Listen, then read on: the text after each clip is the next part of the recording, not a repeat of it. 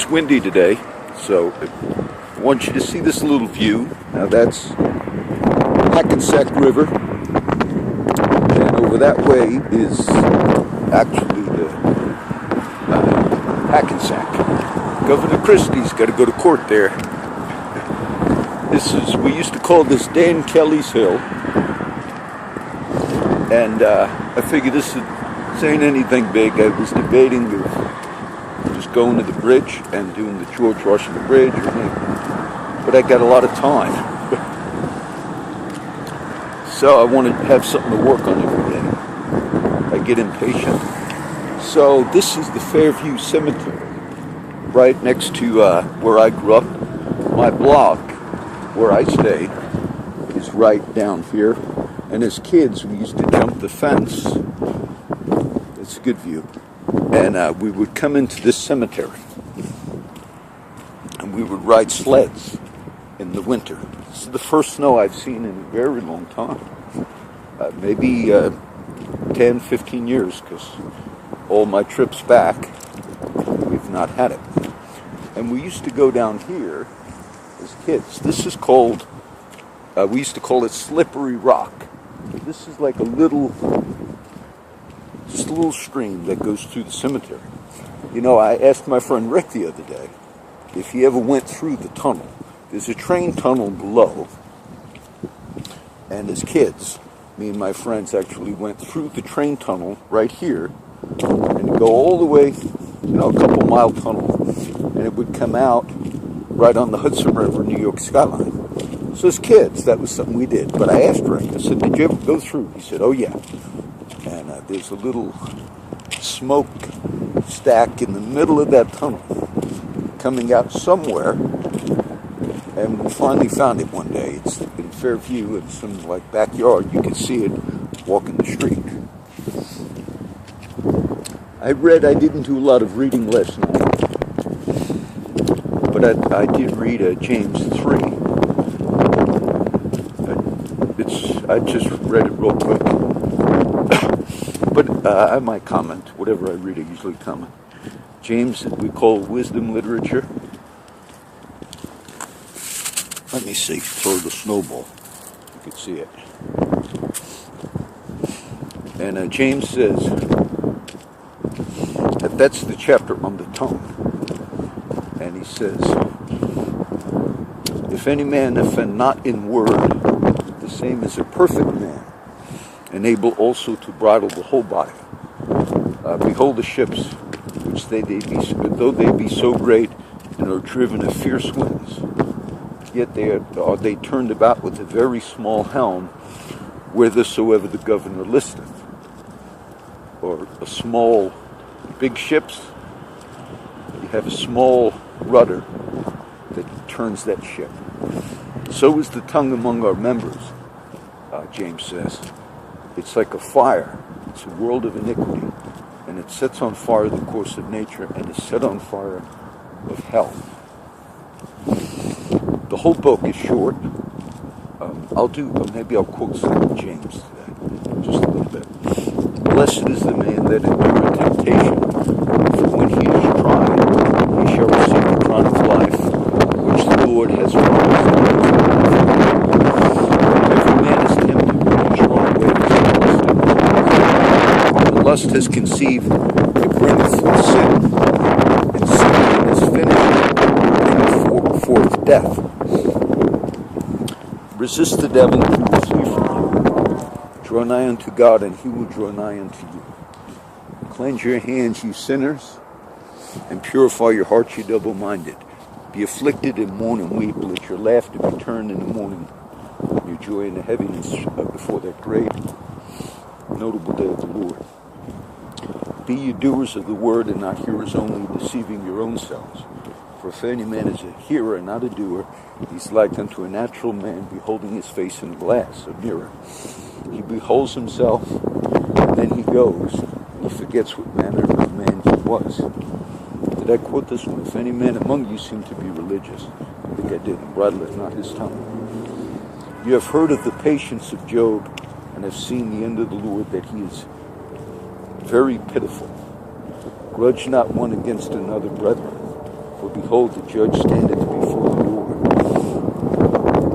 Was not Abraham our father justified by works, when he offered up Isaac his son upon the altar? Seest how that by works his faith was made perfect? Those are all from the wisdom literature of James. James was, there's different, we have James, the apostle. We have some Jameses in the New Testament. But this one is the brother of Jesus, the one who wrote that letter. He did not become a believer until after the death, burial, and resurrection. Then he believed. And he was one of the main leaders at the church at Jerusalem. When we read about Peter and James and John in Acts 15, it says they were pillars. And it's easy to confuse that because Peter, James, and John were also the apostles that were like the inner circle in the gospel. So when you go all the way to Acts 15, you could say, oh, it's the same three, but it's not. We don't know why James, who was the older brother of Jesus, and the Holy Family, we don't know why he believed later, but he believed. When you read his letter, it's really one of the strongest letters in the New Testament. Go to now, you rich men. Your silver and gold, it's cankered, it's rusted. All the riches you've laid up, and the rust of them is going to be a witness against you in the day of judgment. Has not God chosen the poor of this world, rich in faith and heirs of the kingdom of those that he has promised? Do not rich men draw you before the judgment seats? Aren't they the ones that take you to court?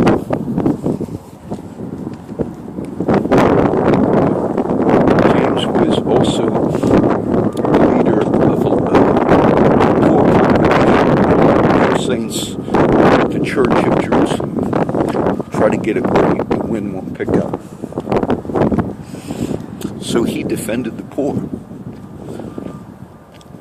He spoke out against what a lot of people today in politics do.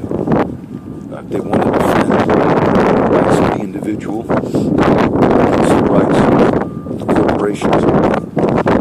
And I know that many Christians, I did that video, I guess, yesterday on Trump. And I don't want to do Trump, but if you looked at Trump and his history, just from any Republican from this area of the country, I just mentioned Governor Christie going to court over there. That's Hackensack right over there.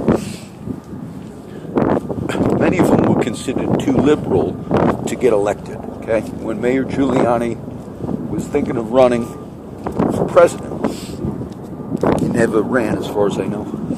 But that's why many thought you could never get a northeastern, Republican, because a lot of the more conservative Republicans in my part of the country, in the South, a lot of them frown upon the Northeasterners. So I was explaining to my dear mom, I said, he's made this, much of what he's doing on being stricter on free trade agreements, all these types of things, much of that is a liberal mindset. And I explained to my mom, that's why many of the, quote, establishment Republicans just did not want him in. And it was amazing that, now, is that a part of Christians, meaning to care for the poor, to be more liberal in those areas? Oh, there's been books written on, was Jesus a liberal? And in many ways, if you will, he was. But conservatives could also claim it, because the woman taken in adultery, they quote conservatives, if you will, but they did bring the woman to Jesus. We caught her in adultery in the very act. I think it's John 8. And so what did Jesus say? He that's without sin, you throw the first stone. Those that are without sin. So nobody, they all left. And Jesus says to the woman, so go and sin no more. Neither do I condemn you. Go and sin no more. And to many liberals, that's wrong to actually make a judgment of what was right and wrong. But so Jesus said there were things that were sin. He didn't say it to condemn us. He said it so we would know. So we would realize that when we do things that are not right, not only is there a judgment, but that's what Christ died for. And when people say there's no such thing as right and wrong, then they do a disservice to the fact that Jesus died for that wrong. He died for those sins. James talks about, I've not been here in a couple of years. Now the tunnel that I told you about is right down there. A few years ago I tried to go through that train tunnel again, a couple years ago, but now they got it all blocked off. So this was nice. I mean, this is an okay view, being I didn't jump on the bus and go to New York. I didn't go up to the bridge. I still would probably drive over to the bridge. Oh, look at this. I had no idea, even if, because I cut across, I've only been here a few times. That's it. I hope you can see it. That's my sister Laura's grave. It says 1958 to 2013. So James talks about life. Don't say today or tomorrow we'll go to such and such a city, we'll do this, we'll engage in commerce. Say if the Lord will, we will do this or that. Because life is like a vapor, it's like smoke. I've been reading the Psalms. Life appears so short, then it's gone.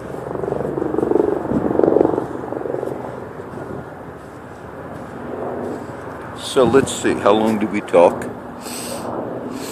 Not very long. I didn't think I'd make it. I didn't think I'd find her grave. Because normally I think you come down here, you walk another way. I just kind of made that little cut across. So I'll have to talk a little bit more. Maybe I'll go down to Tunnel Yet. There are two other writers of the New Testament that did not write as much as Paul, because Paul wrote most of the letters. We call them the epistles. But you do have the 2 letters from Peter, and you have the 3 letters from John. John wrote more than Peter, because John wrote John's Gospel. John wrote the book of Revelation. But those are the 2 letters. I read through James almost more like I read through Proverbs. Every now and then just pick a chapter. Because as I do read through the whole Bible and the whole New Testament, you're going to get a lot more of Paul's letters go through James and the others. So I kind of, maybe we'll read the smaller, those who wrote less a little more. Now Peter, him and James have some of the same themes, right? We call it the consistency of Scripture. James says the effectual fervent prayer of the righteous, I'll probably just walk by through the subject. Now as we were, the effectual fervent prayer of a righteous man availeth much. It's James. Now Peter says, he that will love life and see good days, let him refrain his tongue from evil, and his lips that they speak no guile. Let him seek peace, let him pursue it. Let him eschew evil. For the eyes of the Lord are upon the righteous, and his ears are open unto their cry. The to face the Lord is against those that do evil. Now that's Peter. It's the same as what I just quoted from James. And John says, the Apostle John, his epistle, says, by this we know that we have the petitions that we requested because we keep his commandments and we do those things which are pleasing in his sight. Now all three of those verses say, when you're walking in righteousness and in the will of God, God hears your prayers. Now for my friends from the region, okay, we used to call that Bums Hill. And as a kid, on my street, 91st Street, at the top of the hill, we'd get on our motorcycles. We'd roll down the hill, and then we'd kickstart those motorcycles at the bottom of the hill. And then you could catch a path right here where the tracks are, or a little further down. But what it would do is it would take us to what we would call the flats. The flats is just a meadowland area way back there. Now I could have walked kind of that way, maybe I'll do it one day, and we'd ride those dirt bikes. Because in this area of the country, not like where I'm at in Texas, there's not a lot of spots to ride. So that was our fun. And it's strange how the kids find those things. Because some of the other people I've met the last few years, they had different names, I think, for these things. But they used to do the same stuff. So people, they figure out things. So that's the flats. Peter says, I quote Peter, James, and John on my Wednesday prayer.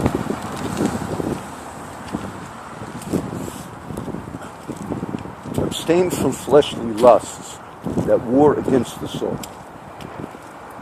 He that has suffered in the flesh has ceased from sin, that he should no longer live the rest of his time in the flesh to the lusts of men, but to the will of God. And one verse Peter speaks of, I taught it recently. It comes from a psalm, I think Psalm 118, but also Isaiah. Then Jesus says it in the Gospels, and Peter writes it in his letter. So, of course, Jesus knew it because it was a messianic prophecy verse about him. The prophet spoke of it, Jesus quoted it, and then Peter remembered it and wrote it in his letter. The stone that the builders rejected, talking about Jesus, has become the head of the corner. And this is the Lord's doing, and it is marvelous in our eyes. So, Peter, you'll see him quoting that as I'm teaching the book of Acts, by the way. Not only is it in his letter, but it's in the history book, which is Acts, written by Luke, and you hear him talking about it. So Jesus was the stone, the chief cornerstone. The stone the builders rejected has become the head of the corner, the chief one, the main one. And a few from John, 1 John. I did whosoever believes that Jesus is the Christ is born of God. And whatsoever is born of God overcomes the world. And this is the victory that overcomes the world, even our faith. Who is he that overcomes the world but he that believes that Jesus is the Christ? It says, and whoever is born of God keepeth himself, and that wicked one toucheth him not. And also from all three of those letters, James, Peter, John, being born again not of corruptible seed, but of incorruptible by the word of God which liveth and abideth forever. Of his own will beget he us with the word of truth, that we should be a kind of first fruits of his creatures. And John talks about being born of God. So you get a little view. I figured, this morning it was real cold, and it's not as cold now.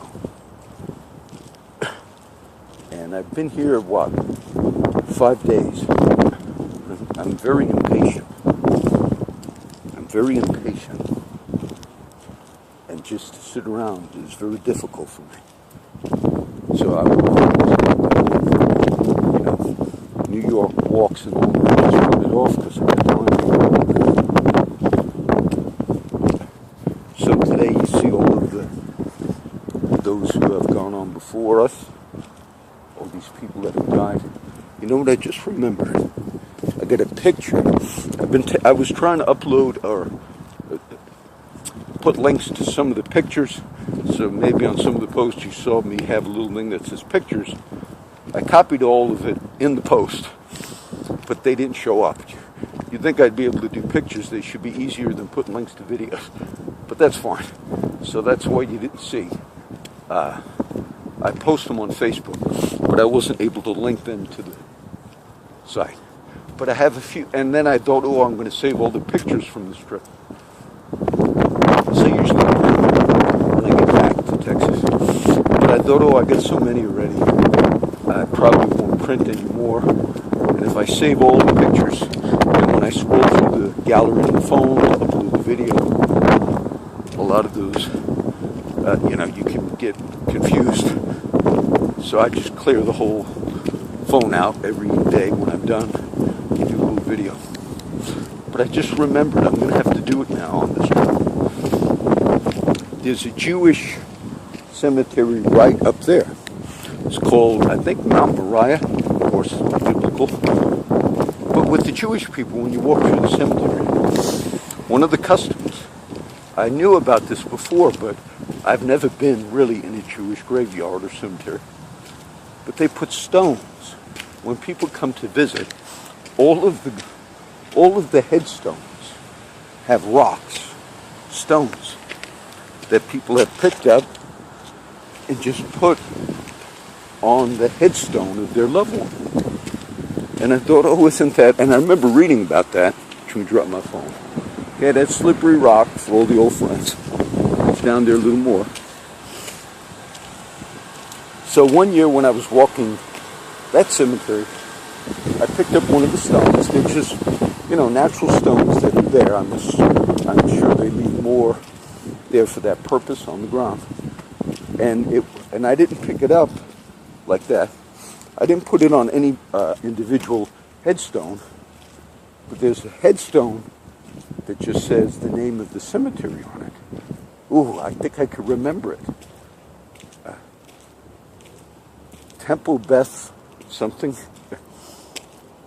And I stuck it on there a few years ago.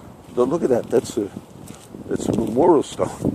Now, I'm assuming it's still there unless they realize, oh, somebody put this stone, on just a headstone at the name of the cemetery. But I thought that was interesting. And that really comes from the Old Testament in the sense that the patriarchs would put memorial stones, the crossing of the Jordan. There were particular times in the history of Israel where when God did something, passages, I guess that would apply to the death of the loved one, that's Jewish, great milestones we refer to into life. And so they put reminders in the Bible, they put stones. And many of them have significance. You can teach a whole, doctrine on Jacob, how these things occurred. So I thought, oh, that's neat. I'll try to make a trip there, before I leave. Get that one. You just heard in the back, there's still trains. None of them go through the train tunnel, but there's still trains that come in and out of this area. And in the morning when I'm up early, I get to hear that. It sounds nice. So, I walked to my sister's grave, and it's really amazing I found it that way. I didn't think I'd find it, to be honest. And it's the old neighborhood. For my friends, I have Kelly Rupp.